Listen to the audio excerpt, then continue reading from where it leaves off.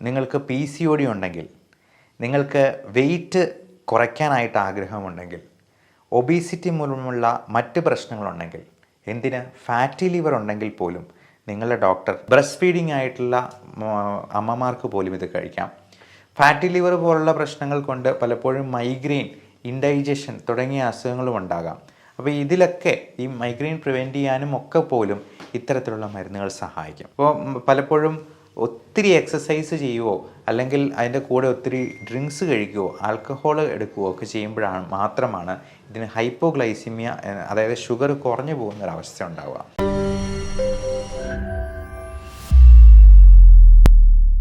കഴിഞ്ഞ 50 കൊല്ലമെങ്കിലുമായി കേരളത്തിലൊരു 50 ലക്ഷം പേരെങ്കിലും കഴിച്ചിട്ടുള്ള ഒരു മരുന്നായിരിക്കും മെറ്റ്ഫോമിൻ. മെറ്റ്ഫോമിൻ എന്ന മരുന്ന് കൂടുതലും ഡയബറ്റിക് ആയിട്ടുള്ള ആളുകൾക്കാണ് കൊടുക്കുന്നത്. എന്നാൽ പോലും നിങ്ങൾക്ക് PCOD ഉണ്ടെങ്കിൽ, നിങ്ങൾക്ക് വെയിറ്റ് കുറയ്ക്കാനായിട്ട് ആഗ്രഹമുണ്ടെങ്കിൽ, ഒബീസിറ്റി മൂലമുള്ള മറ്റ് പ്രശ്നങ്ങളുണ്ടെങ്കിൽ, എന്തിന് ഫാറ്റി ലിവർ ഉണ്ടെങ്കിൽ പോലും നിങ്ങളുടെ ഡോക്ടർ മെറ്റ്ഫോമിൻ കഴിക്കാനായിട്ട് നിർദ്ദേശിച്ചേക്കാം.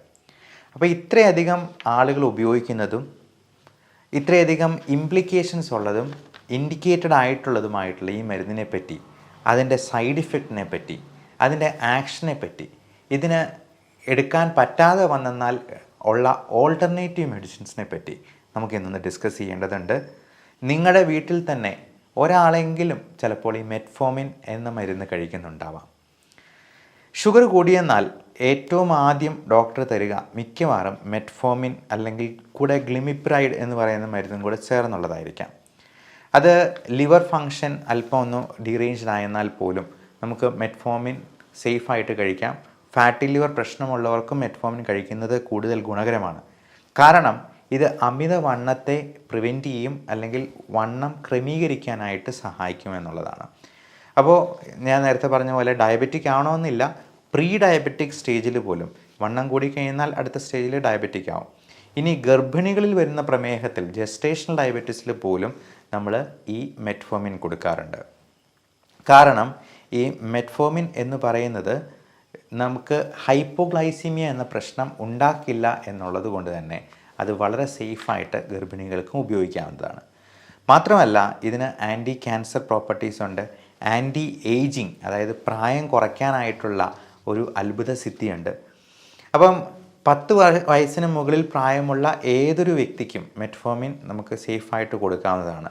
ബ്രസ്റ്റ് ഫീഡിംഗ് ആയിട്ടുള്ള അമ്മമാർക്ക് പോലും ഇത് കഴിക്കാം. ഫാറ്റി ലിവർ പോലുള്ള പ്രശ്നങ്ങൾ കൊണ്ട് പലപ്പോഴും മൈഗ്രെയിൻ, ഇൻഡൈജഷൻ തുടങ്ങിയ അസുഖങ്ങളും ഉണ്ടാകാം. അപ്പോൾ ഇതിലൊക്കെ ഈ മൈഗ്രെയിൻ പ്രിവെൻറ്റ് ചെയ്യാനും ഒക്കെ പോലും ഇത്തരത്തിലുള്ള മരുന്നുകൾ സഹായിക്കും.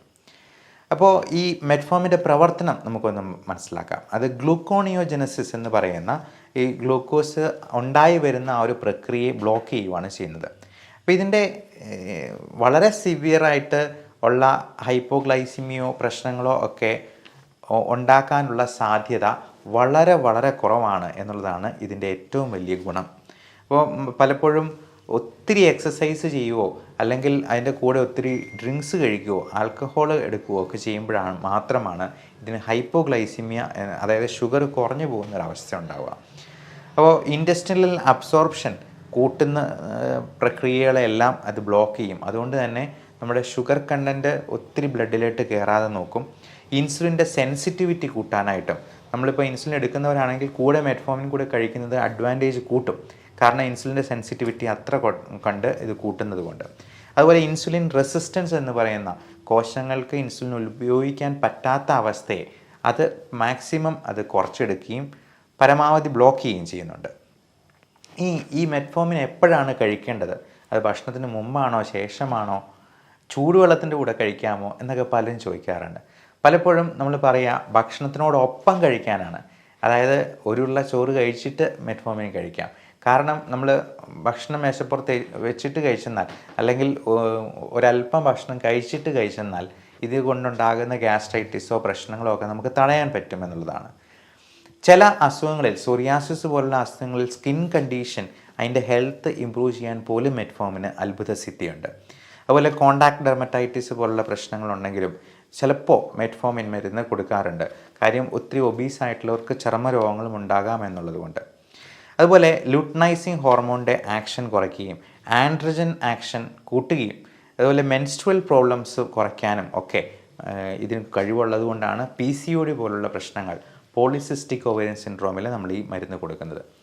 പല ന്യൂറോ ഡിജനറേറ്റീവ് ഡിസീസസിലും പ്രായത്തിൻ്റെ അളവ് കൂടിപ്പോകുന്നത് കുറയ്ക്കാൻ പോലും ഇതിന് ശേഷിയുണ്ട്. അതുപോലെ നമ്മൾ കോവിഡ് പേഷ്യൻസിൽ പോലും ഇതുപോലുള്ള മെറ്റ്ഫോമിൻ കഴിക്കുന്ന ആളുകൾക്ക് കൂടുതലായിട്ട് അവർക്ക് റിക്കവറി റേറ്റ് കൂടുതലായിരുന്നു എന്ന് പല സ്റ്റഡീസിലും കണ്ടെത്തിയിട്ടുണ്ട്. അപ്പോൾ പ്രീ ഡയബറ്റിക് ആയിട്ടുള്ള സ്റ്റേജിൽ നമുക്ക് ഒറ്റ മരുന്നേ കൊടുക്കാനുള്ളൂ, അത് ഈ മെറ്റ്ഫോമിൻ മരുന്നാണ്. അതായത് വണ്ണം കൂടിയിട്ടുള്ളവർക്ക്, ഡയബറ്റിക് ആയിട്ടില്ല എന്നാൽ ഏത് നിമിഷവും കയ്യാലപ്പുറത്തെ തേങ്ങ പോലെ ഡയബറ്റിക് ആക്കാൻ നിൽക്കുന്നവർക്ക് മെറ്റ്ഫോമിനാണ് ഏറ്റവും നല്ല മരുന്ന്. എന്നാൽ ചില കണ്ടീഷൻസിൽ നമ്മൾ മെറ്റ്ഫോമിൻ കൊടുക്കാൻ പാടില്ല. ഏറ്റവും പ്രധാനം കിഡ്നിക്ക് ഫെയിലിയർ ഉള്ള, അതായത് ഗ്ലോമർലാൽ ഫിൽട്രേഷൻ റേറ്റ് 30-ലും താഴെ ഉള്ള ആളുകൾക്ക്, severe liver problems, kidney problems, liver സിറോസിസിൽ എത്തിയിട്ടുള്ള ആൾക്കാർക്ക്, അലർജി മെറ്റ്ഫോമിനോട് ഡെവലപ്പ് ചെയ്തിട്ടുള്ള ആൾക്കാർക്ക്, ലാക്റ്റിക് ആസിഡോസിസ്, ഗ്ലോക്കോമ, സീഷർ തുടങ്ങിയ പ്രശ്നങ്ങളുള്ളവർക്കൊക്കെ മെറ്റ്ഫോമിൻ കോൺട്രാഇൻഡിക്കേറ്റഡ് ആണ്. ഇതിൻ്റെ സൈഡ് ഇഫക്റ്റ് ഏറ്റവും പ്രധാനമായിട്ടും പറയാനുള്ളത് ഡയേറിയാണ്. അത് ഒരു 3% താഴെ ആൾക്കാർക്കേ ഉണ്ടാകത്തുള്ളൂ. എന്നാൽ ഈ ഡയേറിയ തുടക്കത്തിലുണ്ടെങ്കിലും അത് 2-3 ദിവസം എടുക്കുമ്പോഴത്തേക്കും അതുകൊണ്ടുള്ള ഡയേറിയ അത് കുറയുക തന്നെ ചെയ്യും. ഡയേറിയ എന്ന് പറഞ്ഞാൽ ഇൻവോളണ്ടറി ആയിട്ട് മോഷൻ പോകുന്ന പ്രശ്നമൊന്നും ഉണ്ടാകത്തില്ല. ചിലപ്പോൾ ഈ 3% ആൾക്കാരിൽ 2-3 പ്രാവശ്യം വയറ്റിൽ നിന്ന് കൂടുതലായിട്ട് പോകാനുള്ള സാധ്യതയുണ്ടെന്ന് മാത്രം. ഗ്യാസ്ട്രൈറ്റിസോ കോൺസ്റ്റിപ്പേഷനോ ഓക്കാനോ പോലും ഇതുമൂലം ഉണ്ടാകാവുന്ന സൈഡ് ഇഫക്റ്റാണ്. അതുപോലെ ന്യൂറോപ്പതി, തലവേദന തുടങ്ങിയ പ്രശ്നങ്ങളും ചില ആളുകളിൽ മെറ്റ്ഫോമിൻ കഴിക്കുന്നുണ്ടാകാം. മെറ്റ്ഫോമിൻ്റെ ഡോസേജും 500 മില്ലിഗ്രാം മുതൽ 2000 മില്ലിഗ്രാം വരെ നമുക്ക് ഒരു ദിവസം സേഫായിട്ട് എടുക്കാവുന്നതാണ്. ചിലവും വളരെ കുറവാണ് എന്നുള്ളത് കൊണ്ട് മെറ്റ്ഫോമിൻ ഒരു നല്ല മരുന്നായിട്ട് പലപ്പോഴും ഡയബറ്റിക് രോഗികൾക്ക് ഡോക്ടർമാർ നിർദ്ദേശിക്കാറുണ്ട്. ഇനി ഈ മെറ്റ്ഫോമിൻ എന്ന മരുന്ന് ഉപയോഗിക്കാൻ പറ്റിയില്ലെങ്കിൽ നമ്മൾ എന്ത് ചെയ്യണം എന്നുള്ളതും കൂടി മനസ്സിലാക്കാം. ഇപ്പോൾ നമുക്ക് മോഡേൺ മെഡിസിനിൽ വളരെ സേഫായിട്ട് കിഡ്നി ഫെയിലിയറോ ലിവർ ഫെയിലിയറോ ഉള്ള പേഷ്യൻസിന് പോലും കൊടുക്കാവുന്ന രീതിയിലുള്ള മരുന്നുണ്ട്.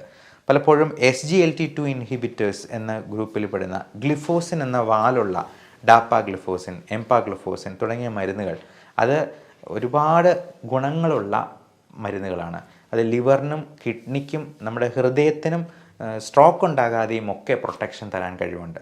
അതുപോലെ പലപ്പോഴും DPP4 ഇൻഹിബിറ്റേഴ്സ് എന്ന് പറയുന്ന ഡൈപെപ്റ്റിഡൈൽ പെപ്റ്റിഡേസ് 4 എന്ന എൻസൈമിനെ ഇൻഹിബിറ്റ് ചെയ്യുന്ന ഗ്ലിപ്റ്റിൻ എന്ന വാലുള്ള മരുന്നുകൾ, ടെൻലിഗ്ലിപ്റ്റിൻ, വിൽഡാക്ലെപ്റ്റിൻ തുടങ്ങിയ മരുന്നുകളൊക്കെ ഉദാഹരണങ്ങളാണ്. അപ്പം അങ്ങത്തരത്തിലുള്ള മരുന്നുകളും ചിലപ്പോൾ ഡയബറ്റിക് ആയിട്ടുള്ള നിങ്ങളുടെ ബന്ധുക്കളോ ചിലപ്പോൾ നിങ്ങൾ തന്നെ ഉപയോഗിക്കുന്നുണ്ടാവാം. ആ മരുന്നുകൾ കൊണ്ടും ഒരുപാട് എഫക്റ്റ് ഉണ്ട്, ഒരുപാട് ഗുണങ്ങളുണ്ട്.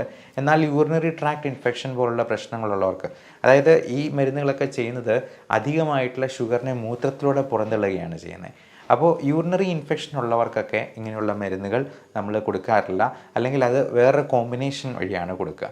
അപ്പോൾ ഇങ്ങനെയുള്ള കാര്യങ്ങളെ പറ്റിയെല്ലാം നിങ്ങളുടെ ഡോക്ടറോട് ചോദിച്ച് മനസ്സിലാക്കുക. മെറ്റ്ഫോമിൻ നമ്മൾ ഷുഗർ രോഗികൾക്ക് മാത്രമല്ല കൊടുക്കുന്നത് എന്നുള്ളതും പ്രത്യേകം ഓർക്കുക. ഇപ്പം വണ്ണം കുറയാനായിട്ടും നമ്മുടെ വയറ് കുറയാനായിട്ടും ഒബീസിറ്റി നിയന്ത്രിക്കാനായിട്ടും ഇത്തരത്തിലുള്ള മരുന്നുകളുണ്ട്. അതുകൂടാതെ വണ്ണം നിയന്ത്രിക്കാനും വണ്ണം കുറയാനായിട്ടും ഫാറ്റ് ബേൺ ചെയ്യാനായിട്ടും ഉതകുന്ന തരത്തിലുള്ള ആൽഫോസൈക്ലോഡെക്സ്ട്രിൻ പോലുള്ള മരുന്നുകൾ പോലും ഇന്ന് മോഡേൺ മെഡിസിനിൽ അവൈലബിൾ ആണ്. അത് നമ്മൾ ഭക്ഷണത്തിന് മുൻപായിട്ട്, ഭക്ഷണത്തിന് തൊട്ട് മുമ്പ് 3 ഗ്ലാസ് വെള്ളത്തോടു കൂടി കഴിക്കുക എന്നുള്ളതാണ് ഡോക്ടർമാർ നിർദ്ദേശിക്കുക. അപ്പോൾ അത് ഫൈബർ കണ്ടൻറ്റ് കൂട്ടുകയും നമ്മുടെ ഫാറ്റ് ബേൺ ചെയ്ത് കളയാനും സഹായിക്കുന്ന ഒന്നാണ്.